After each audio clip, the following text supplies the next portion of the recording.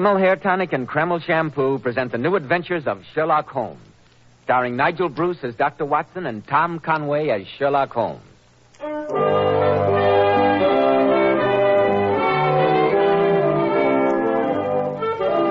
Now let's drop in again on Sherlock Holmes' famous colleague, Dr. Watson. Good evening, Dr. Watson. Good evening, Mr. Bell. I was watching from the window as you drove up. Do my eyes deceive me, or haven't you a brand new car? I'm glad to say I have, Dr. Watson. You want to come out for a spin? No, thank you. Some other time, perhaps. I can't help thinking of the first time I ever accepted such an invitation. I sent a story, Dr. Watson, and judging from the reminiscent expression, one in which you and your friend, Mr. Sherlock Holmes, were both concerned. Oh, hardly, Doctor. You're quite right, my boy. Sherlock Holmes and I took our first ride in a motor car together back in the autumn of 1903, when Holmes had just concluded the affair of the creeping man. I refuse to listen to any more hints, Dr. Watson, unless you're going to tell us the whole story. Oh, of course, Mr. Bell. As soon as you've had your word with our listeners, I'll relate the strange account which I've entered in my casebook as the adventure of the Horseless Carriage. Men, if you want to be a success in life, remember that well-groomed hair means a lot to a man's appearance. I've heard so many men complain lately that the hairdressing they use is too greasy or too highly perfumed. That's why I urge you to try Kreml Hair Tonic. This highly specialized hair tonic has just enough light oil to keep hair handsomely groomed, every lock in place, with a rich, healthy-looking luster. Yet Kreml never leaves the hair looking or feeling greasy or sticky. This is because Kreml contains a special combination of hair grooming ingredients which is found in no other hair tonic. After you apply Kreml, just run your hand over your hair. Notice how delightfully clean your hair feels. So tempting for the ladies to touch. Notice how no greasy film comes off on your hand or hatband. Kreml always gives hair such a handsome, clean-cut look, as if you just combed it. And it keeps it that way all day long. Kreml, Kreml Hair Tonic. Now, Dr. Watson, you have my undivided attention. How about the adventure of the Horseless Carriage? It all began one morning when Holmes and I were breakfasting in our rooms in Baker Street. Holmes was opening his mail. If you can tear yourself away from the kidneys and bacon for a moment, Watson, I'd like to read you a letter. It's a bad habit, Holmes, burdening your mind with problems at breakfast. It appears a suggestion, told you so 100 times, but go ahead. My dear Mr. Holmes, my friend Mr. Alexander Holder of the banking firm of Holder and Stevenson of Threadneedle Street informs me that you recently were of great assistance to him in a highly confidential matter. Oh, what's the matter? I'm therefore taking the liberty of calling upon you at 10 o'clock tomorrow morning, Tuesday, in the hope of obtaining your assistance and advice. Yours faithfully, Austin Grierson. Austin Grierson. Seems to me I've heard or read about that name somewhere later. That's more to you. Thank you, no. Take a look at his letter and see if you can form any conclusion from it, while I have a glance at what our reference book can offer on Mr. Grierson. Mailed yesterday, postmarked Southampton. Mr. Grierson is presumably well-to-do. The notepaper is of expensive quality. Capital, Watson. What else? Nothing else, I can see. My dear Watson, nothing else that you observe, you mean.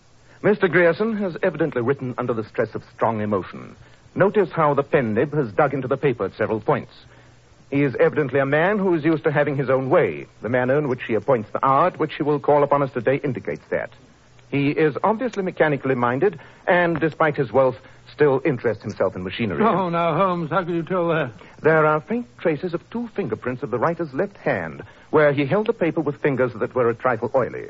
And your nostrils should enable you to identify the very faint odor of machine oil. No, not my nostrils. The light is better over here near the window. Let's see what our reference book says. Well? Austin Grierson, Chairman, Board of Directors, Southampton Machine Works, patentee of Grierson's internal combustion engine for motor cars. Ah, that's where I saw his name in a newspaper account concerning a race of some of these idiotic new horseless carriages. Quite so. And furthermore, Watson, I can tell you that Mr. Grierson is fond of animals, and especially a large Airedale. Now, Holmes, I absolutely refuse to believe that you can deduce that from the fellow's letter. I never said I could. But it's precisely 10 o'clock, and Mr. Grierson, complete with Airedale, has just been ushered in our front door by Mrs. Hudson. Amazing deduction, I must say. You saw it out of the blasted window. Come in. Good morning, Mr. Grierson. Morning, gentlemen. I'm Sherlock Holmes, and this is my colleague, Dr. Watson. How do you do? How do you do, sir? How do you do, sir? Mr. Holmes, Dr. Watson, I'm glad to meet you. Quiet, Jeff, quiet there.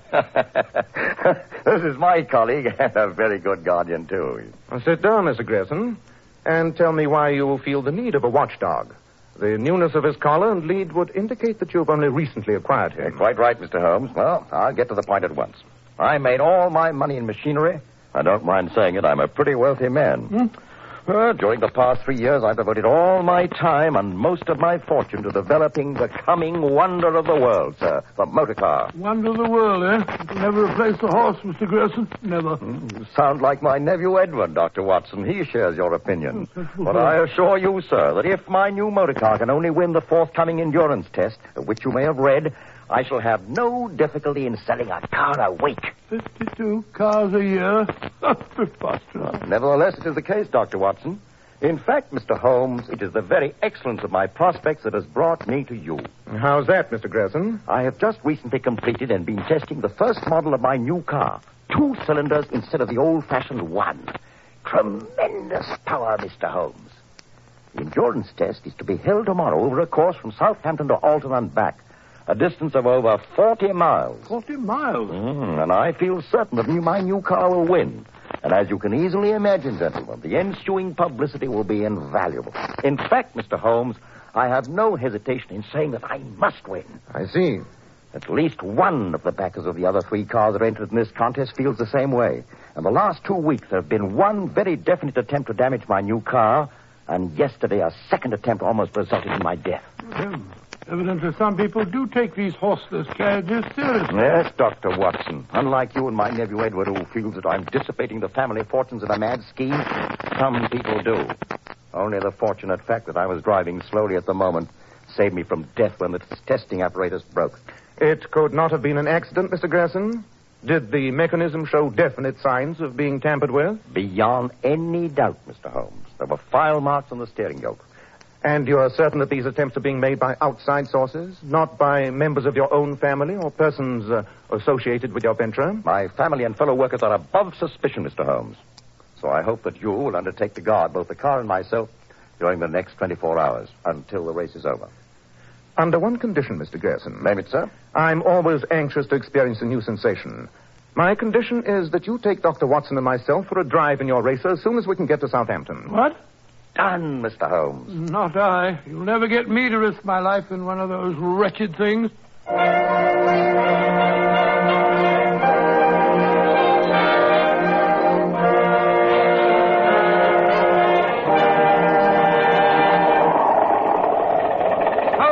I can't breathe. How fast are we going? Better than 16 miles an hour. Well, the dust's enough to choke you. Oh, thank heavens. That's better. Have to slow down. Wouldn't do to frighten that farmer's horse if we pass him. Whoa, Bess, whoa, steady, girl. Confound your stinking motor car. Useful vehicle if you have to slow down almost to a standstill every time you see a horse. Don't worry, Doctor. The horse will get used to it. Not if they show horse sense. How do you like that, Holmes? Appalling, my dear Watson.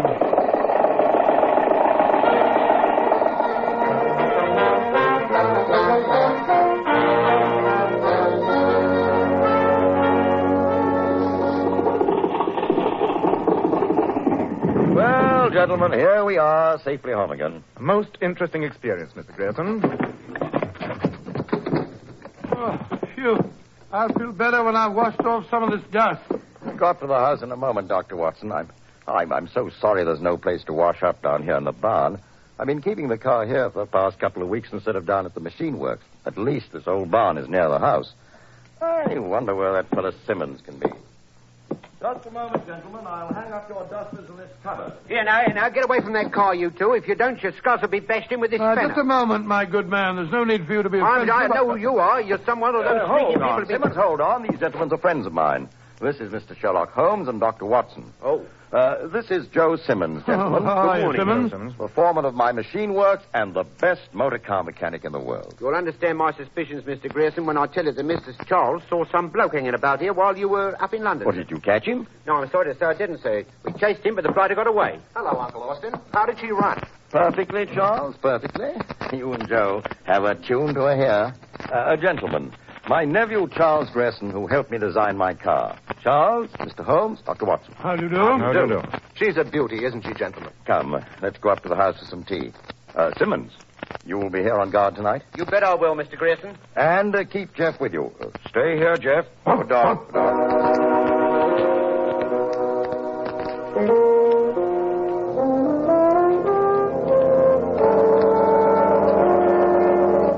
It was rotten luck, that fellow getting away, Uncle. I was gaining on him till I climbed the fence near the road, and then I gave my ankle a twist that ended all hope of catching him. Oh, too bad, Charles. Tell me, Mr. Grayson, have you or your nephew any suspicions that might indicate which one of your competitors is behind these attempts? No, not a thing. I wish we had, Mr. Holmes. Have you taken any precautions? We've rigged an alarm bell from the barn to the house. Simmons has only to touch a lever, and the gong will ring in the main hall. What of Simmons himself? There's such a thing as bribery, you know. I'd stake my life on Joe's honesty. He's been with me 20 years. Now that I've washed the dust off the outside, I'm glad to see that you gentlemen have something that'll do the job internally. Yes, you are, Doctor. Oh, thank you. Hello, Uncle Austin. Good evening. Oh, Helen, my dear. This is Mr. Holmes and Dr. Watson. My ward, Miss Helen Lacey, and her fiancé, my other nephew, Edward Grayson. How do you do? I'm glad to see you gentlemen survived your ride in my uncle's infernal contrivance. To my surprise, we did. I gather that you agree with my low opinion of the Horseless Carriage. I've told my uncle often enough that I regard it in the same light as the South Sea bubble. Oh, now, Edward, don't get started on that again. Just you wait until we've won the race and are turning out cars by the dozen, Edward, and you'll find yourself with plenty of legal work on your hands. Taking care of damage suits, probably. By the way, I ran across a rather odd thing today in a letter of inquiry from America. Did you know that in all countries except England, people drive on the wrong side of the road? What? Do you mean to say that in other countries they don't keep to the left? Absolutely not. They drive on the right. Barbaric. Mr. Holmes and Dr. Watson are going to be staying with us, Helen, until... The alarm. Good Scott! Simmons! The car! Something's happened. Hurry!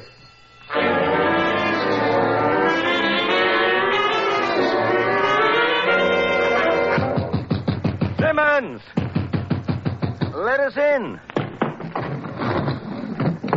You all right? I'm all right. Why did you ring the alarm? Oh, look at that, Mr. Holmes. Jeff! Right. The dog. He's dead. Of all the rotten things. And from the rigor of the limbs, I have no doubt he was poisoned. No question of it, The Holmes. scoundrel must have been frightened off by the alarm bell before he could tackle Simmons. What do you think, Mr. Holmes? I think, Mr. Grayson, that Dr. Watson and I will stand guard over the car until race time tomorrow. I wouldn't like to see Jeff's fate visited upon a human being.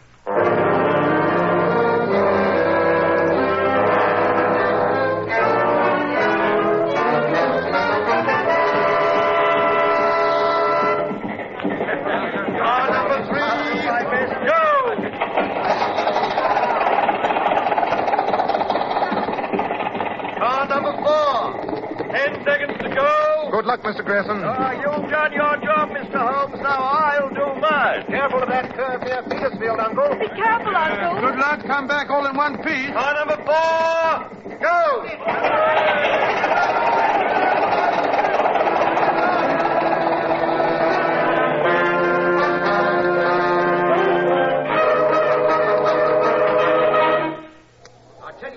What's the time, Helen?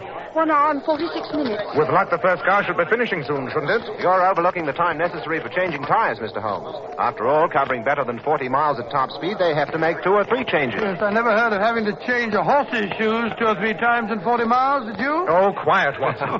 The day will come, Dr. Watson, when you'll see tires that will go as much as 500 miles without requiring replacement. Don't mind him, Dr. Watson. He has the same delusions as my uncle of the future of these dreadful machines. There he comes. There he goes. What color's the car, Edward? Can you see? So much dust I just make out of red. The Grayson's red. It's your uncle. Right, Joe, yes, so it is. We've won! We've won! I told you we'd win. Well, come on. Let's be the first to congratulate Uncle. Well, Holmes, our little job is finished now. I hope so, Watson. I hope so.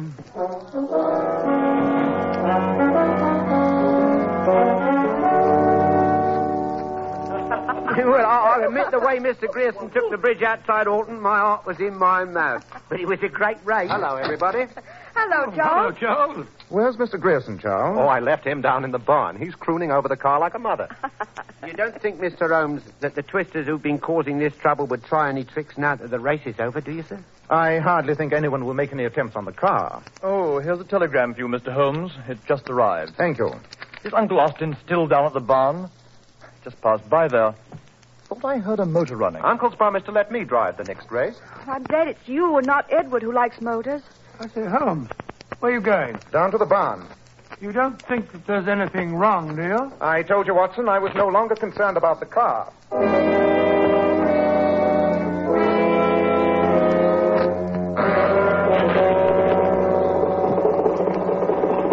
Give me a hand with this door, Watson. Seems to be stuck. Here, let me get my shoulder against it. Now. Push. Back, Watson, back. What is it, Holmes? What's wrong? What's the matter? Don't go in there. That motor's still running. Those fumes are deadly carbon monoxide. Edward, take Helen back to the house. No, Holmes, don't. I've got to get Grierson out. All right, I'll help you. No, you don't, Dr. Watson. If you go in, there'll be three of you to drag out. Here. Give me a hand. That's better. Take care of him, Watson.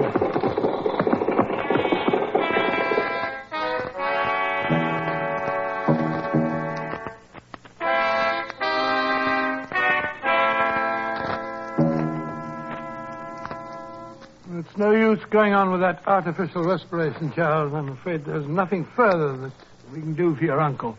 Will you get in touch with the police, Charles? I'll send someone to town right away. I'd best get down to the factory and tell them what's happened. There'll be no party over the victory tonight. There's another devilish thing that you can charge up to the motor car, Holmes. Grierson evidently stayed in the closed barn with the motor running, was overcome by the deadly fumes, fell, and died of suffocation.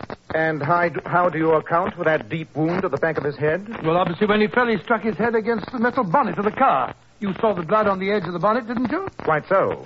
And I also noticed that Grierson's face is extremely pale.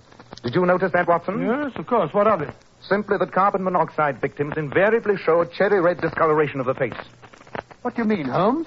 This is no accident, Watson. This is murder.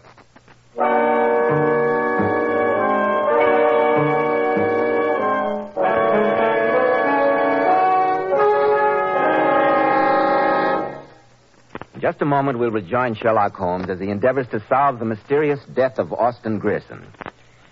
Every man who takes pride in his appearance should know that handsome, healthy-looking hair needs a hygienic scalp. That's why when you buy a hair tonic, be sure to get your money's worth. Don't just settle for any hair dressing when you can enjoy the extra advantages of Kreml hair tonic. This highly specialized hair tonic contains an amazing combination of hair grooming ingredients which is found in no other hair tonic.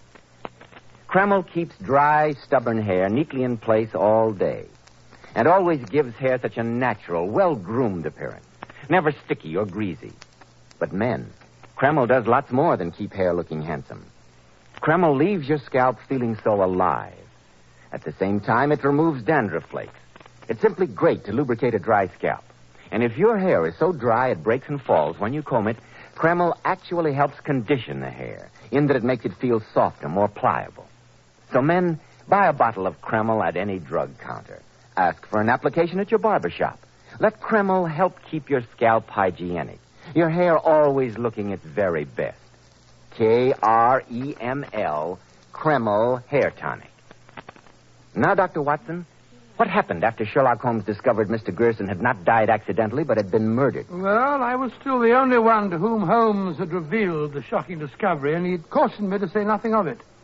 As we walked back to the house a few minutes later, I suggested a theory. And on what do you base your suspicions of Edward, Watson? Well, it's obvious. Grierson told us last night that his two nephews would inherit equally. And Edward has made no secret of the fact that he felt his uncle was throwing away the family fortune in this wild venture. Besides, he had the opportunity. What do you think, Holmes? I think, Watson, that the libel laws being what they are, and Edward being a lawyer, you had better not air your opinion where he can hear you. Oh, really? Ah, Edward. How is Helen? She's resting upstairs, Mr. Holmes. One of the maids is staying with her. This horrible affair has shaken her badly. Of course. I've sent Joe Simmons to town with a message for the police, Mr. Holmes. Thank you, Charles. I'm afraid it'll be the better part of an hour before we can expect them. I wonder, Watson, if you'd be good enough to take care of this little matter that I've noted down on the slip of paper. Huh? Oh, that's right. I'll see to it at once, Holmes. Gentlemen, I gathered from what your uncle said last night that you will now be the joint owners of the Southampton Machine Works and of his motor car patents. Yes. Do you intend to carry on as before? Of course not, Mr. Holmes. My uncle knew how I felt about all this expensive foolishness. I've agreed to buy out Edward's share, and he's going up to London to carry on his legal career. Well, if you don't need me for anything further, Mr. Holmes, I think I'll sit upstairs and see how Helen is doing. Of course, Edward. I hope you'll find her bearing up under the shock. Thank you. Charles, there are one or two minor points that I'd like to get clear in my own mind before the police arrive. Anything I can tell you, Mr. Holmes, I'll be glad to. Now, Charles, when we left you and your uncle, he was about to have you check some question regarding the sparking plugs in the motor. Is that right? Quite, Mr. Holmes. I opened the bonnet and removed the sparking plugs for Uncle's inspection. Meanwhile, he refilled the petrol tank. So that there would be sufficient petrol to allow him to test the motor, I assume. That's right. The tank was almost empty after the race. Precisely. You didn't help him refill the tank then, did you? No, I was busy removing the sparking plugs. And when you were finished? Uncle told me not to wait for him, that he wanted to run the engine for a few minutes and that I should join you others up here. And you came straight from the barn to the room in which we all were? Why, yes. You stopped nowhere on the way? Nowhere, Mr. Holmes. Well, that all seems simple enough. Yes, I took care of that little matter, Holmes. Is everything satisfactory? Quite. Excellent.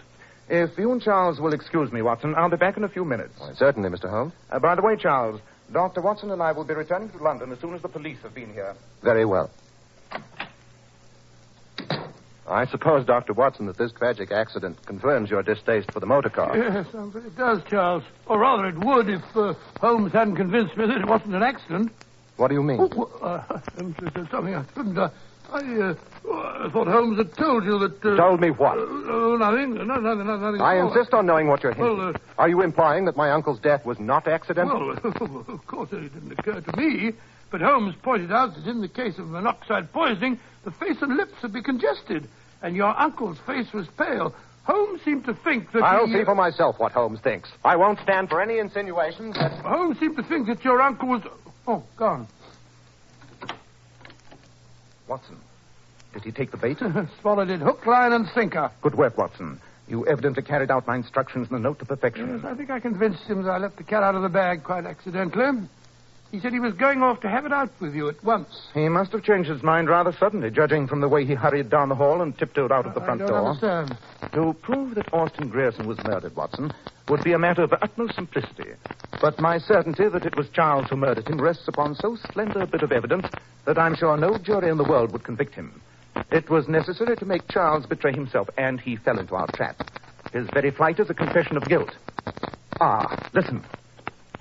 That's why you told me to remove those things, sparking plugs, you call them, from the car. Quite. So that Charles would be forced to make his escape on one of the horses, once he'd discovered that the car would not start. But Holmes, undoubtedly, he'll take the fastest horse. How on earth are we going to catch up with him? In the motor car, of course. The motor car, but Simmons isn't here. Who on earth's going to drive the infernal thing? I observed Mr. Grierson's actions rather closely yesterday. I feel quite certain that I am competent to operate the machine. Oh, this is the end. Come on, Watson. Show me where you hid those sparking plugs.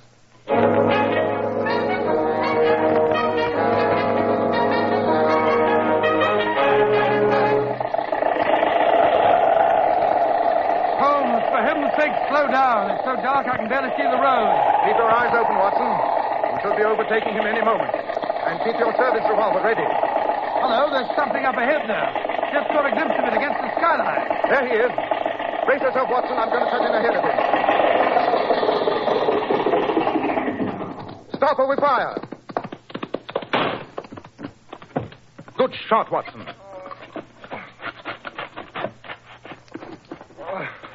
You killed me, you devil. Take a look at him, Watson.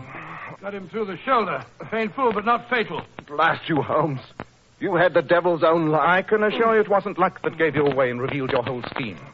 You thought that once your uncle was out of the way and you had bought out your brother's interest, you would have sole control of a business that would prove a gold mine. You can't prove it. A gold mine? Why, Edward told me that Mr. Grierson had sunk a fortune into his experiment. So he had.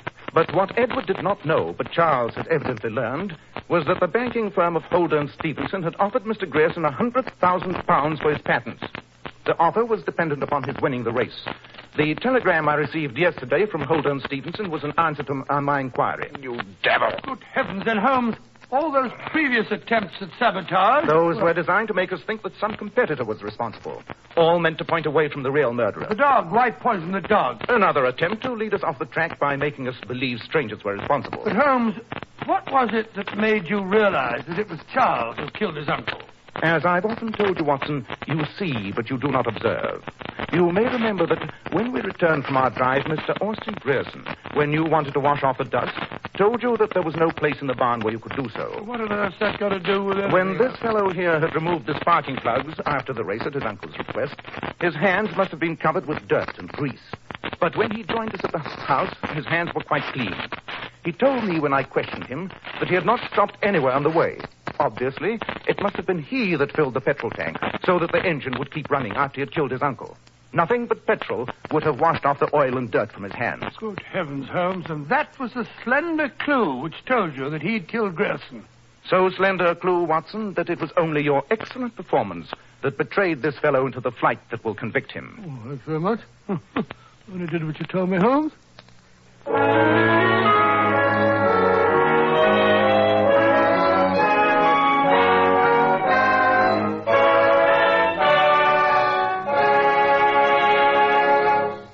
In just a moment, Dr. Watson will be back to tell us about next week's story. Ladies, of course you use a shampoo to wash your hair. But just a word of caution. There are many popular shampoos today which leave the hair lustrous but have a tendency to dry the hair.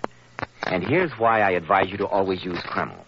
Lovely Powers models were among the first to discover the amazing beautifying qualities of Kreml shampoo. Yes, Mr. Bell.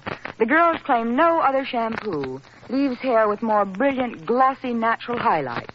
Yet, under no circumstances does Kreml shampoo ever dry your hair. Kreml shampoo is not a soapless shampoo. It's not a cream shampoo. It's entirely different. It really is different, Mr. Bell. After a Kreml shampoo, the hair actually radiates natural, brilliant luster. But Kreml shampoo has a built-in oil base, which helps keep the hair from becoming dry or brittle. So, ladies, be smart. Always wash your hair with Kreml shampoo. It leaves hair a vision of shining beauty, yet in no way hurts the texture. Kreml, Kreml shampoo. Now, Dr. Watson, what about next week? Well, now, let me see. Next week, I think I'll tell you a story I always referred to as Q for murder. Q for murder? That sounds as if it concerned the theater, Dr. Watson. That's where you're wrong, Mr. Bell. Oh? This adventure took place in the depth of Limehouse near the docks and concerned a particularly unpleasant and fiendish murderer.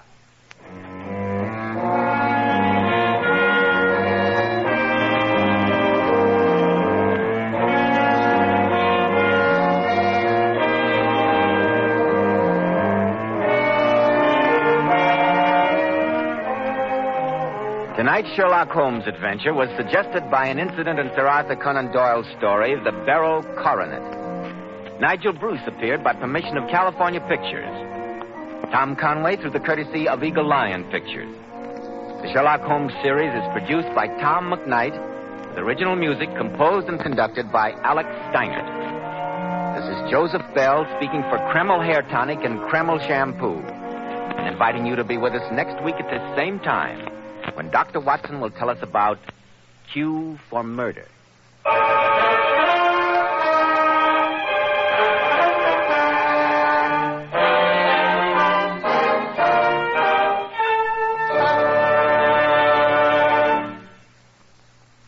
This is ABC, the American Broadcasting Company.